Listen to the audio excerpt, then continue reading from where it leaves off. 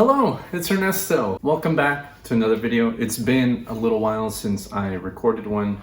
It's been several months. It's October 4th now. I think the last video I put out was like in April or something.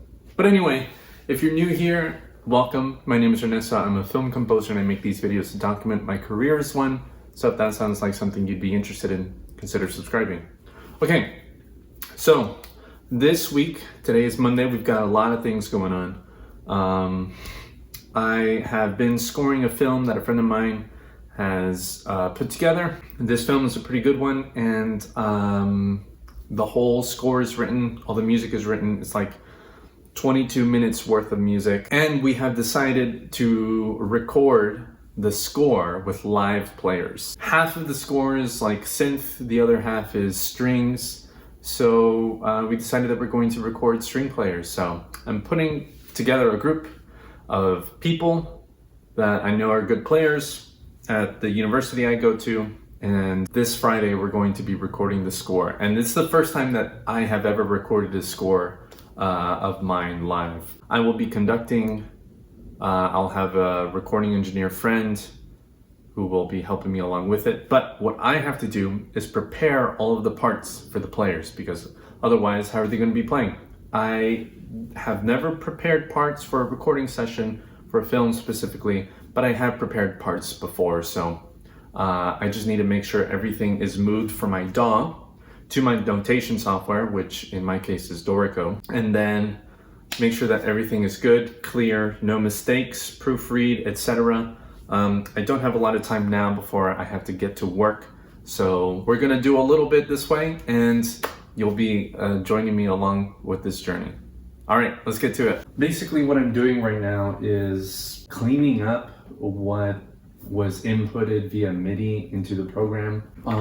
What I should have done before this, and I'm gonna do this for the rest of the cues because I just remembered it, I'm a team of one, is typically the composer will hand off the DAW session to an assistant or something, and the assistant's job is to clean up the MIDI information so that when it gets exported and sent to an orchestrator, the orchestrator doesn't get a hodgepodge of random notes appearing here and there, and off a 30-second note here and off a 30-second note there because of how it was performed in the DAW. That's what I have to do. I have to clean up the MIDI for each of these cues before I export the MIDI file so that I can open it in Dorico. And then the Dorico file will be much cleaner, much easier to work with. So I have what I imported into Dorico, which is basically all this. You can see pedal markings on there because there's actual pedal information in the MIDI because I was performing with a pedal. And I happen to be doing a pad kind of thing, so just playing with both hands the part that I wanted. So what I'm basically doing here is getting these notes, kind of cleaning them up a bit, and then getting them out here. So for example, so like something like this. I see there are 4 notes here. Ignore the pedal marking, that doesn't have to be there.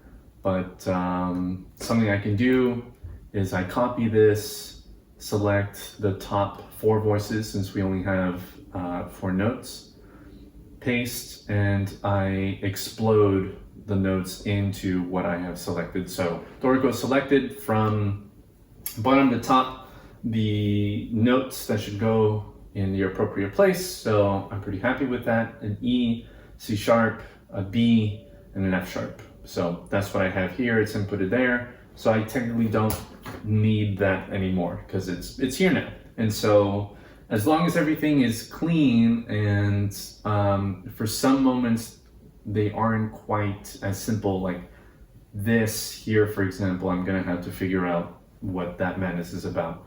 But that's basically what the end goal is for this. That's a pro tip. Clean up your MIDI if you're going to have to export the music out and you didn't write it in beforehand. Okay, I have to go to work now. I'm going to continue this when I get back home, and the priority this week is to get all of the parts ready, cleaned up, so that we can record this no problem on Friday. So that's gonna be super exciting. So today is Thursday. We're supposed to be having the recording session tomorrow. And I just found out that my recording engineer, who was going to be helping me record, double booked himself and can't do it tomorrow. So now I'm a little worried because I don't have recording gear myself. I barely have 2 inputs in my interface, and I don't know anybody else who can do the recording at such a short notice. I'm going to try and see if I can reschedule the recording for tomorrow to Monday. Tomorrow's Friday, the recording's supposed to be Friday. I'm trying to get it moved to Monday. Hopefully I can make that happen. Hopefully he can be there. He hasn't let me know yet. And hopefully all the musicians who are planning on being there tomorrow can be there on Monday. So I ended up not being able to get all of the musicians that I had booked for the new schedule change. So it was a bit of a pickle because the ensemble that I had wanted to use was a group of like 12 to 14 players. I wanted at least 3 first violins, 3 second violins, at least 2 violists, at least 2 cellists, at least a bassist.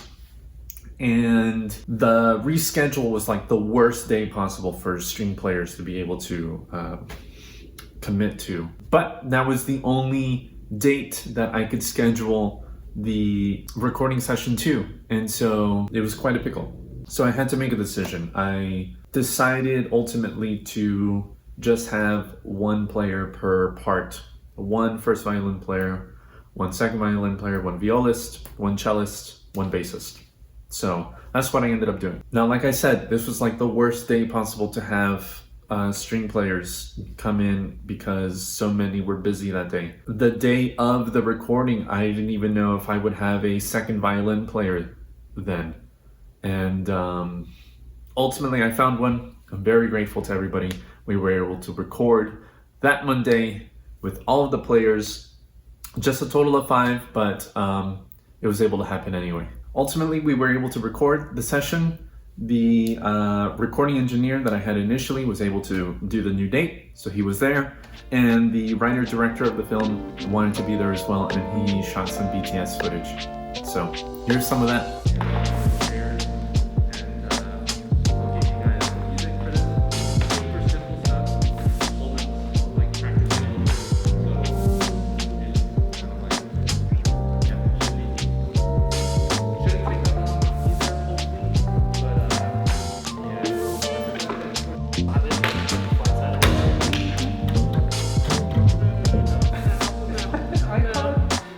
I use it for house music. I do shows.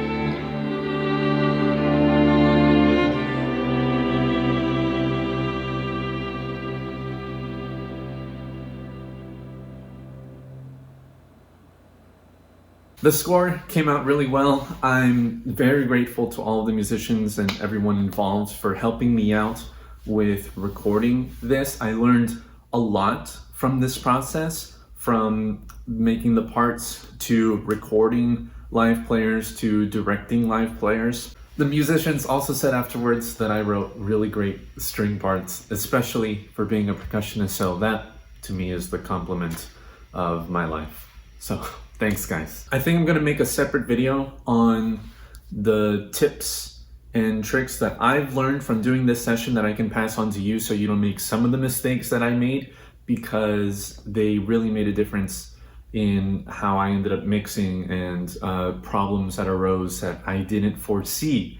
I tried my best to try and figure out what problems might arise, and I think I was able to mitigate some of that with how I made parts and everything like that. But nonetheless, there were still things that fell through the cracks and ended up causing problems for me down the line. So I'm gonna make another video on that, so stay tuned, subscribe for that, because I'll probably also share how I ended up mixing the score, because that was a whole nother ordeal in and of itself. So until next time, you can follow me on Twitter, Instagram, and TikTok at Ernesto Composer. You can visit my website at ernestocomposer.com. Thanks so very much for watching, and as always, take care.